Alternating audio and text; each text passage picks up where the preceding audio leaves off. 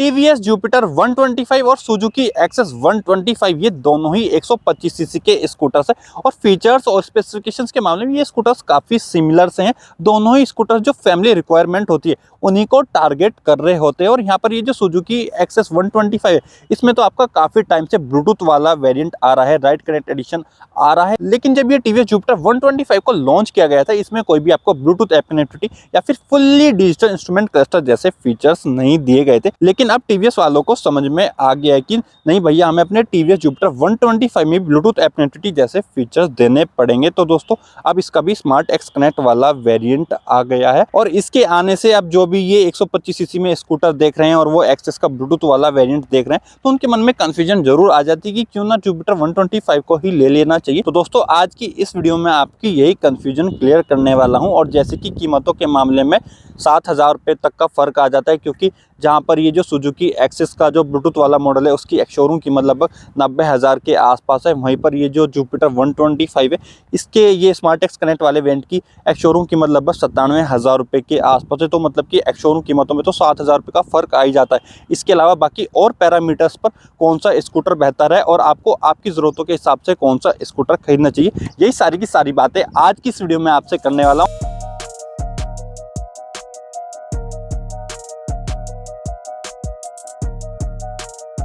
और सबसे पहले डिज़ाइन, लुक्स और बिल्ड क्वालिटी और फिट एंड फिनिश के मामले में ही बात की जाए तो दोस्तों ये दोनों ही स्कूटर्स देखने में काफ़ी सिंपल से लगते हैं, काफ़ी क्लासी से लगते हैं और दोनों की ही जो डिज़ाइन लैंग्वेज है वो काफ़ी सिंपल सी रखी गई या फिर काफ़ी रेगुलर सी रखी जाती है। मतलब कि देखने के मामले में दोनों ही स्कूटर आपके ऐसे नहीं है कि काफ़ी स्पोर्टी से हो या फिर अट्रैक्टिव से हो, ऐसा इन दोनों ही स्कूटर्स का डिज़ाइन नहीं होता है। और यहाँ पर देखने के मामले में टीवीएस जुपिटर 125 एक्सेस के मुकाबले थोड़ा सा बड़ा लगता है। और बिल्ड क्वालिटी के मामले में टीवीएस जुपिटर 125 के जो साइड पैनल्स होते हैं ये आपको मेटल के दिए जाते हैं, वहीं पर जो सुजुकी एक्सेस 125 है उसके पैनल्स आपको प्लास्टिक वाले दिए जाते हैं। तो मतलब कि यहाँ पर बिल्ड क्वालिटी के मामले में टीवीएस जुपिटर 125 थोड़ा सा बेहतर हो जाता है। लाइट्स और इंडिकेटर्स के मामले में दोनों ही स्कूटर के फ्रंट में आपको एलईडी हेडलैम्प दिया जाता है, डीआरएल्स आपको दिए जाते हैं और दोनों ही स्कूटर्स के जो टर्न इंडिकेटर्स हैं वो आपको हेलोजन बल्ब वाले दिए जाते हैं। और इन मामलों में दोनों स्कूटर्स काफ़ी सिमिलर से ही हैं।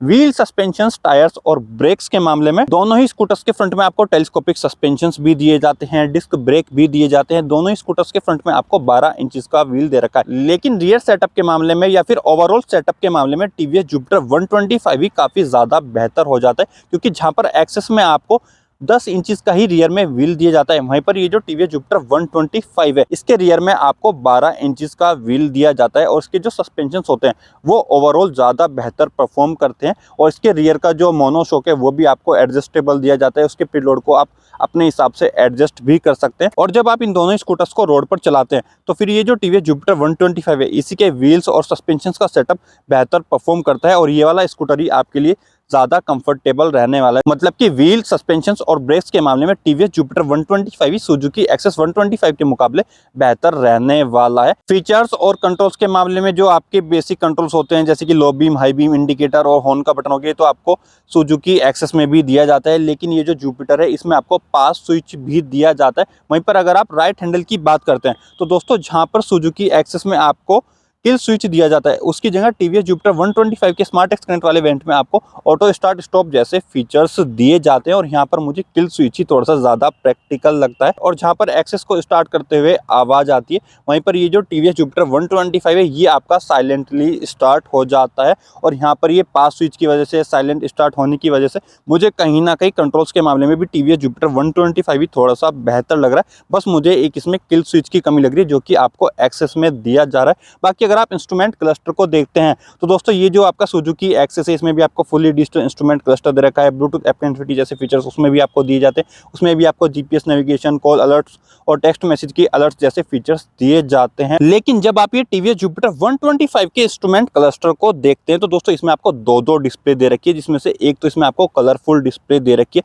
जिसमें कि आपको भर भर के फीचर्स दे रखे हैं। इसमें आपको जो आपके नॉर्मल फीचर होते हैं जैसे कि fuel gauge, speedometer, trip meter, ये तो आपको इसमें दिए ही जाते हैं। उसके साथ साथ में आपको instantaneous fuel consumption, average fuel consumption, tachometer, उसके अलावा इसमें आपको और भी फीचर्स दिए जाते हैं। और जब आप इस स्कूटर को ब्लूटूथ से कनेक्ट कर लेते हैं तो फिर इसमें आपको जीपीएस नेविगेशन, कॉल अलर्ट जैसे फीचर्स तो मिलते ही मिलते हैं। उसके साथ साथ इसमें आपको क्रिकेट का लाइव स्कोर या फिर न्यूज़ अपडेट या फिर वेदर रिपोर्ट्स जैसे फीचर्स भी मिलते हैं। मतलब कि फीचर्स और कंट्रोल्स के मामले में टीवीएस जुपिटर 125 ही एक्सेस के मुकाबले काफ़ी ज़्यादा आगे निकल जाता है और इसी में आपको ज़्यादा फीचर्स मिलने वाले हैं। सीट स्पेस, कंफर्ट और कन्वीनियंस के मामले में जब आप सुजुकी एक्सेस को देखते हैं तो उसकी भी सीट आपको अच्छी लगेगी, उस पर भी आपको प्रॉपर स्पेस मिल जाएगा। आपको लेग रूम के मामले में भी कोई दिक्कत नहीं आएगी और जब आप उसका बूट स्पेस देखेंगे तो उसमें भी आपका हाफ फेस हेलमेट आराम से आ जाता है। और सीट और लेग रूम के मामले में तो आपको एक्सेस के साथ भी कोई दिक्कत नहीं आएगी। लेकिन जब आप ये टीवीएस जुपिटर 125 को देखते हैं तो दोस्तों इसकी सीट आपको थोड़ी और बड़ी दी जाती है, इसका लेग रूम आपको थोड़ा और स्पेशियस लगेगा और उसके साथ साथ कंफर्ट के मामले में इस स्कूटर में आपको बैक रेस्ट भी लगा करके दिया जाता है, जो कि आपको सुजुकी एक्सेस के साथ नहीं मिलने वाला है। और बूट स्पेस के मामले में तो दोनों स्कूटर्स में धरती आसमान का फर्क आ जाता है, क्योंकि ये जो टीवीएस जुपिटर 125 है इसमें आपको 33 लीटर का बूट स्पेस दिया जाता है, जिसमें कि आपके दो हेलमेट आ जाते हैं, जिसकी वजह से सीट और स्पेस के मामले में भी टीवीएस जुपिटर 125 ही एक्सेस से बेहतर हो जाता है। वहीं पर अगर आप कन्वीनियंस के मामले में बात करते हैं तो वैसे तो सुजुकी एक्सेस 125 की भी सीट आपकी आगे से ही ओपन हो जाती है, उसमें भी आपको एक्सटर्नल फ्यूल टैंक दिया जाता है। लेकिन जब आपको उसका फ्यूल टैंक खोलना होता है तो फिर आपको चाबी निकालनी होती है और चाबी निकाल करके उसके पीछे लगानी पड़ती है। लेकिन जुपिटर के साथ ऐसा नहीं है, इसकी सीट भी आगे से ही ओपन हो जाती है और इसका फ्यूल टैंक ओपन करने के लिए भी आपको कोई चाबी नहीं निकालनी होती। इसका फ्यूल टैंक भी वहीं से आपका जो मेन की स्विच होता है उसी से ओपन हो जाता है। और स्पेसिफिकेशंस के मामले में बात करते हैं, जैसे कि ग्राउंड क्लियरेंस हुआ तो उनमें कोई फर्क नहीं आता है। सीट हाइट के मामले में दोनों स्कूटर में कोई बड़ा फर्क नहीं आता है, कोई आप ऐसे फर्क महसूस नहीं करेंगे।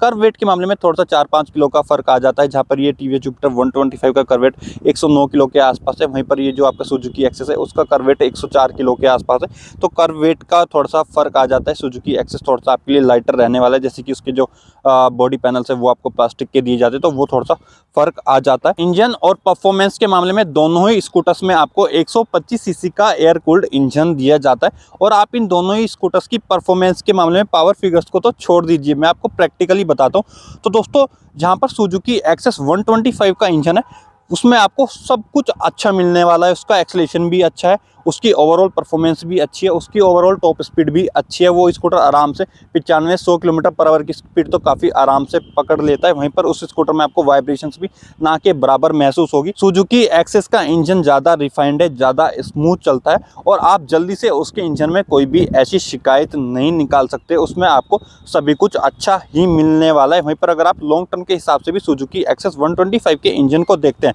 तो उस इंजन को सुजुकी वाले काफ़ी लंबे टाइम से बनाते आ रहे हैं और आपको रिलायबिलिटी के मामले में भी उस इंजन के साथ कोई भी शिकायत नहीं आने वाली है। वहीं पर ये जो टीवीएस जुपिटर 125 का 125 सीसी का इंजन है, इसको टीवीएस वालों ने अभी कुछ टाइम पहले ही बनाया है, बिल्कुल नया इंजन है और इसकी परफॉर्मेंस ओके। अगर आप सुजुकी एक्सेस 125 से कंपेयर करते हैं तो फिर हर मामलों में सुजुकी एक्सेस 125 ही बेहतर है, क्योंकि टीवीएस जुपिटर 125 का जो एक्सेलेरेशन है वो ओके सा है। ओवरऑल अगर आप इसकी परफॉर्मेंस के मामले में बात करते हैं तो ये स्कूटर हार्डली आपकी 85-90 किलोमीटर पर आवर तक की ही स्पीड पकड़ पाता है। इससे ऊपर जाने में ये स्कूटर बहुत ज़्यादा स्ट्रगल करता है। और माइलेज के मामले में भी सुजुकी एक्सेस का ही इंजन आपको ज़्यादा माइलेज देता रहेगा। अगर आप सुजुकी एक्सेस को काफ़ी आराम से चलाते हैं तो फिर वो स्कूटर आपको 50 से ऊपर का माइलेज भी काफ़ी आराम से देता रहेगा। वहीं पर ये जो टीवीएस जुपिटर 125 है ये आपको यही कोई 47-48 किलोमीटर पर लीटर के आसपास का ही माइलेज देता है। और बाकी रिफाइनमेंट और वाइब्रेशंस के मामले में भी टीवीएस जुपिटर 125 का इंजन को इतना ज़्यादा खास नहीं है, इसमें आपको वाइब्रेशंस भी महसूस होगी। मतलब कि इंजन और परफॉर्मेंस के मामले में तो आप कैसे भी कंपेयर करिए,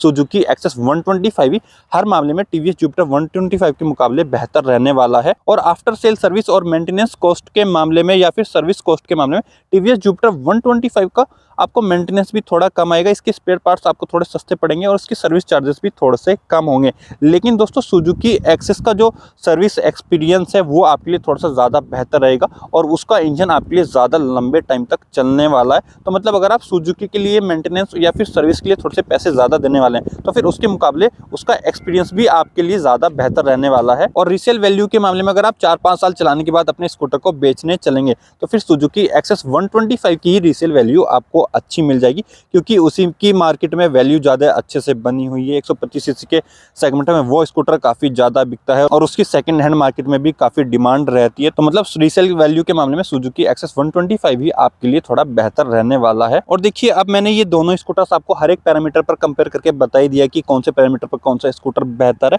और वीडियो को देख करके आपको भी थोड़ा सा अंदाजा लगी गया होगा कि आपको आपकी ज़रूरतों के हिसाब से इनमें से कौन सा स्कूटर खरीदना चाहिए। लेकिन अगर आप अभी भी कंफ्यूज है तो मैं आपकी कंफ्यूजन कंफ्यूजन को क्लियर कर देता हूँ और सबसे पहले मैं सुजुकी एक्सेस 125 को खरीदने की ही बात करता हूँ। तो दोस्तों देखिए, मेरा यहाँ पर ये कहना है कि अगर आपको स्मूथ सरफेस पर अपना स्कूटर ज़्यादा चलाना है, आप सिटीज़ में चलाइए, आप हाईवे पर चलाइए और आपको ठीक ठाक से लुक चाहिए, आपको ठीक ठाक ही फीचर्स चाहिए, आपको बहुत ज़्यादा फैंसी फीचर्स नहीं चाहिए, आपको ज़्यादा बूट स्पेस की ज़रूरत नहीं पड़ती है।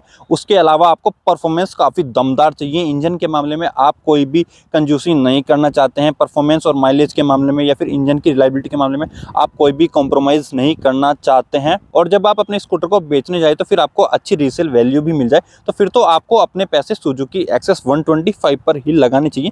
उसका जो टॉप मॉडल है वो ये टीवीएस जुपिटर 125 के टॉप मॉडल से आपको 7-8 हज़ार रुपये सस्ता भी पड़ने वाला है। लेकिन वहीं पर अगर आपको अच्छी बिल्ड क्वालिटी चाहिए, आपको स्कूटर थोड़ा सा बड़ा दिखने वाला चाहिए, आपको थोड़ा सा और बेहतर स्पेशियस स्कूटर चाहिए और थोड़ा सा कंफर्टेबल स्कूटर चाहिए, कंफर्ट ही आपकी फर्स्ट प्रायोरिटी है और उसके साथ साथ आपको पूरे फैंसी फीचर्स भी मिल जाए, आपको भर भर के ब्लूटूथ ऐप कनेक्टिविटी वाले फीचर्स मिल जाए या फिर इंस्ट्रूमेंट क्लस्टर में आपको बहुत सारे ही फीचर्स मिल जाएं और परफॉर्मेंस का आपको कोई ऐसा फर्क नहीं पड़ता है। आप 40-50 की स्पीड से ही अपने स्कूटर को चलाना पसंद करते हैं, आप आराम से कंफर्टेबल राइड एक्सपीरियंस करना चाहते हैं और आपको आपका स्कूटर खराब रास्तों पर भी चलाना होता है, फिर आप किसी रूरल एरिया से या फिर किसी गाँव से बिलोंग करते हैं और आपको जल्दी से अपना स्कूटर नहीं बेचना है, तो फिर तो आपको अपने पैसे टीवीएस जुपिटर 125 पर लगाने चाहिए। तो दोस्तों ये तो हो गया मेरा वर्डिक्ट। बाकी इन दोनों ही स्कूटर्स पर आपका क्या कहना है, आपको कौन सा स्कूटर खरीदना सबसे ज़्यादा वैल्यू फॉर मनी लग रहा है, आप किस पर अपने पैसे लगाना पसंद करेंगे, वो सब आप मुझे कमेंट करके ज़रूर बताइएगा। और बस आज की इस वीडियो में इतना ही और मैं मिलता हूँ अब आपसे अपनी अगली वीडियो में।